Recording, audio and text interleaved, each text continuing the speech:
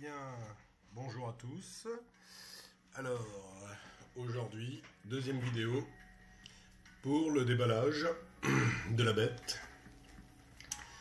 Donc, marque Pieta, donc fabriquée en Italie, revolver, poudre noire, calibre 44, Remington 1858.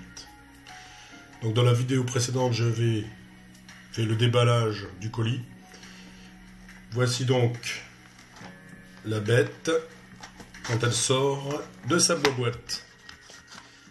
Alors c'est comme quand on a un iPhone ou un smartphone, on prend beaucoup de précautions et beaucoup de temps, ce qui me fait toujours rire, pour ouvrir le colis. C'est ce que j'appelle la phase mon précieux. Voilà. Donc, on va pas attendre plus longtemps. Alors, un fascicule. Voilà. J'essaie de vous le faire voir à peu près correctement, mais ça a l'air bien. Alors, qu'est-ce qu'on voit de beau là-dedans? Alors, ah bah écoutez, du premier coup, je tombe sur le français. Donc il y a un manuel avec les précautions, les recommandations, les modalités de fonctionnement, le chargement, on va voir, c'est là, les avertissements, précautions, fonctionnement, effectivement. Ne chargez jamais votre arme avec n'importe quel type de poudre sans fumée ou d'autres propulseurs. Alors je vous ferai voir plus tard, mais moi j'ai de la PNF 2. J'ai lu... Alors pour info, c'est ma toute première arme à poudre noire. En dessous de chacune de mes vidéos, vous verrez que je vous mets quelques calculs, notes sur les quantités de grains égales en grammes, et en dessous la législation quant à utiliser votre arme à poudre noire dans votre jardin. C'est parfaitement autorisé. Le seul ennui sera la nuisance à vos voisins. Par contre, si vous voulez faire un gros tir, eh ben, attendez le 14 juillet. Ou peut-être Noël si il y a le feu d'artifice chez vous, à moins que vous n'habitiez la petite maison dans la prairie. Bon, donc, The Manuel. Comme c'est ma toute première arme, j'ai fait la première vidéo où je déballais le colis. Cette deuxième vidéo où j'ouvre la boîte, je vous montre tout ce que j'ai acheté en ayant parcouru plus d'une quinzaine de forums. J'ai visionné au moins une centaine de vidéos, ce qui me permet d'être un débutant avec déjà de bonnes bases. Plus tard, j'ai l'intention de m'inscrire dans un stand de tir et je partagerai avec vous tout ce que j'apprendrai là-bas de moi-même ou des autres. Donc pour rappel, si j'ai pris ce Remington, j'étais parti sur un Pieta, un Colt 1851 Navy, version Nord. La version Nord a un canon de 8 pouces octogonal, alors que la version Confédérée a un canon de 8 pouces rond. Et j'ai pris ce Remington, qui est un tout petit peu plus cher, parce qu'il a l'avantage très sérieux de pouvoir avoir un chargement rapide en enlevant et remplaçant son barillet manuellement. Je vous ferai voir ensuite sur une autre vidéo. Là, pour cette vidéo-là, j'ouvre le colis, je vous fais voir ce que j'ai acheté. Dans une autre vidéo, je vous ferai voir tout ce que j'ai acheté. Puis comment j'ai fabriqué mes balles. Vous verrez que j'ai fait des balles à 1,5 g, d'autres à 1 g. 1,5 c'est une charge de guerre, pas la plus grosse, on peut aller jusqu'à 2,2. Et les 1 g, c'est celle qui est autorisée en stand de tir à cause des nuisances sonores. Voilà. Donc dans cette vidéo, je vous fais voir mon colis. J'en referai une juste après, probablement plus courte, qui me permettra de vous montrer comment on contrôle l'arme après déballage. Encore une technique que j'ai réussi à découvrir sur les vidéos que j'ai vues. Le contrôle technique de départ, alignement OK. Là, je sais pas ce que ça veut dire, départ, gratte. État des rayures neuves, donc vous constaterez que les rayures sont neuves. Hein. L'aspect général, rien à dire. Détente de la gratte légèrement. Donc la détente gratte légèrement. Et elle est vérifiée par Romain. Donc, Remington 1858, Texas, calibre 44. Donc, je l'ai acheté sur le site westernguns.fr, qui est là, je ne sais pas si vous le verrez bien, parce que moi je ne vois pas ce qui se passe sur la vidéo, j'ai fait un centrage, mais bon, si vous voulez, vous me demandez dans les commentaires, je vous enverrai. J'ai choisi ce site, cette armurerie, elle ne vend que des armes à poudre noire, et j'ai trouvé que le prix, le service et la rapidité de réponse à mes questions ont été extrêmement rapides et très efficaces dans les réponses qu'ils m'ont données. Voilà. Alors,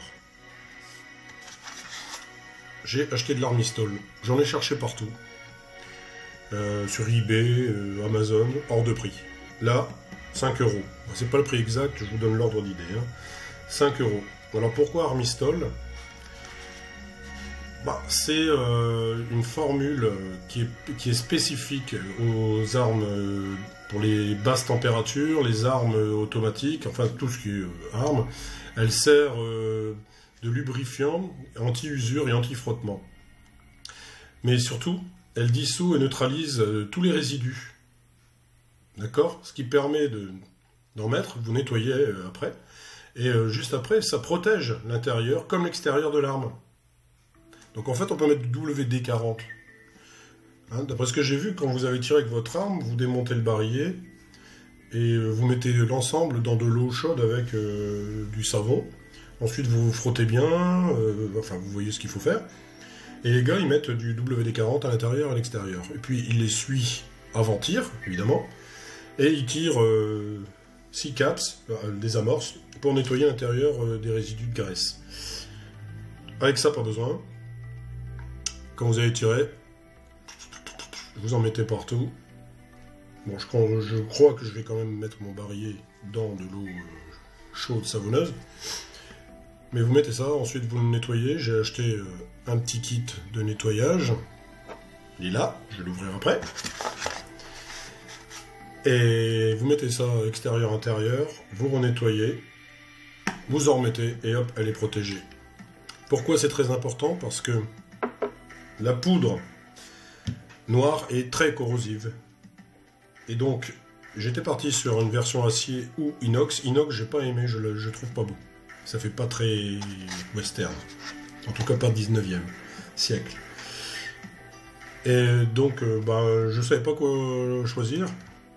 Et je partais sur la version acier toute noire. Et puis, je demandais à mon épouse qui a préféré la version laiton. Donc, j'ai pris la version laiton. Voilà. Donc, nettoyage, graissage, protection, anti-usure, armistol, westernguns.fr, 5 €. Un petit kit de nettoyage, calibre 44, 5 ou 6 €. Donc vous voyez, on a la brosse dure, la brosse molle, on va dire, moyenne, et la brosse, c'est pas une brosse, c'est un tissu, donc mou, avec la petite tige qui est double pour faire tout le canon. Hein, ça s'enfile comme ça. 6 €. Clé. Alors, c'est très important ça.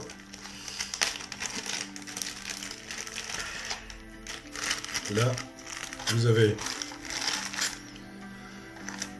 clé à cheminée. Alors, j'ai vu dans une vidéo que le gars disait oui, le tournevis qu'il a, c'est de la daube. Ne vous en servez pas, prenez un tournevis standard. Je pense que ce qu'il veut dire, c'est que ça abîme beaucoup. Par contre, ça, c'est vachement pratique. Ça vous permet d'enlever les cheminées du barillet. Ce sont des petites tiges, c'est là où vous posez les capes, elle fait les amorces. C'est elles qui font prendre feu la poudre noire. pour les enlever et les nettoyer. Donc ça c'est 2 ou 3 euros je crois. La graisse. Donc ça c'est de la graisse spéciale pour les armes. Je regarde ce qui est marqué vite fait derrière. Donc en fait ça, je l'ai prise, ça coûte je crois 2-3 euros, je me souviens plus bien, mais bon c'est pas cher. C'est pour mettre devant, ici là. Quand vous aurez chargé, il y aura de la poudre, votre balle qui va être sertie. Donc avec le poussoir au fouloir, la balle vous la rentrez en force, donc il y aura un peu de plomb qui va sortir, c'est normal. On met ça devant. Alors, j'ai beaucoup entendu que ça servait d'empêcher que quand vous tapez l'amorce qui met le feu à la poudre dans une chambre, la balle projetée, il y a du feu. Et le feu pourrait faire prendre la poudre qui est ici derrière. Alors, j'ai lu que c'était une vaste plaisanterie, puisque comme la balle ça peut arriver si vous avez des mauvaises balles qui ne sont pas du bon calibre. En calibre 44, moi j'ai pris du 4,54. Mais vous pouvez mettre 4,51, 4,52 je crois, et 4,54. Donc j'ai pris 4,54, c'est les plus grosses, comme ça je suis sûr que... Bon. Par contre j'ai vu que c'était une grosse connerie, cette histoire de transmission de chambre à chambre. Mais ils ont noté que ce qui est très pratique, c'est que ça peut servir, c'est surtout d'anti-humidité. Si par exemple, votre arme, vous la chargez, vous tirez, vous n'avez pas besoin d'anti-humidité. Par contre, si vous la portez sur vous, comme au 19e siècle, très longtemps, et que vous n'êtes pas un tueur-né, ça protège de l'humidité, ce qui fait que votre arme est toujours au top pour tirer. Voilà. Donc c'est pareil pour nous ici. Si on la remplit, prête à tirer, mais qu'on ne va pas s'en servir forcément le jour même, eh ben on met de la graisse, anti-humidité, roule ma poule, on est bien. Un bec. Donc ça, j'ai acheté sur eBay. Je ne l'ai pas encore eu, je vous ferai voir dans une autre vidéo. Une poire à poudre US du 19e siècle. Cherchez bien. Je l'ai eu pour 27,50 €. C'est une vraie poudre noire, une vraie poire à poudre noire du 19e siècle avec l'aigle du Nord. C'était franchement 27 €, c'est une poire à poudre qui doit valoir bien plus que ça. Parce que j'ai regardé les achats immédiats, là j'ai vraiment fait une super affaire, je la vous ferai voir. Alors, c'est un bec de poire à poudre, hein, la poire à poudre c'est un peu ça. Donc vous venez mettre votre poire à poudre. Ensuite, vous la tenez comme ça, vous avez un ressort cliqué que vous ouvrez en tenant comme ça. La poudre vient dans le bec, vous fermez et vous avez la quantité de poudre nécessaire pour la mettre dans le barillet.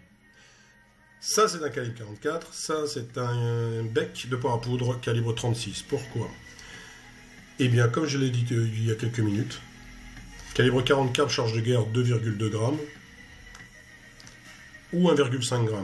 Sur les stands de tir, on nous autorise 17 grammes maximum, c'est-à-dire 1,1 g maximum. Donc c'est 0,9 à 1,1. On ne va pas commencer à faire de la précision, ou peut-être dans quelques années, mais pas là. Et donc je prends un bec calibre 36 parce que ça a 1 gramme de poudre, tout simplement. Donc pour mon calibre 44, je pourrais faire mes balles ou mes charges directement, sans me poser de questions. J'ai la charge que je peux utiliser pour le tir de loisir. 1,90 € je crois. Voilà le bébé. Je suis quand même content de vous le sortir. Puisqu'après je vais couper la vidéo pour en refaire une qui vous montrera comment j'ai appris à faire un petit contrôle. Donc je ne l'ai pas encore touché. Hein. Il est vierge. Donc là, c'est la première vraie prise en main du bébé. Alors, première sensation, le bois. Et alors, le bois et le poids. Hein.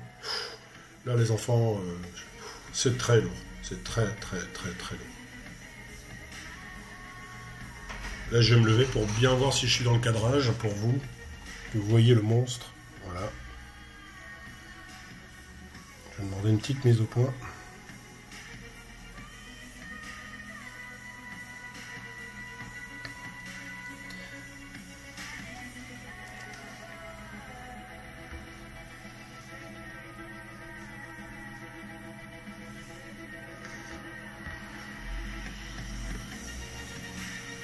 Voilà. En tout cas, merci d'avoir regardé cette vidéo. La prochaine, le petit contrôle. Et faites-vous plaisir.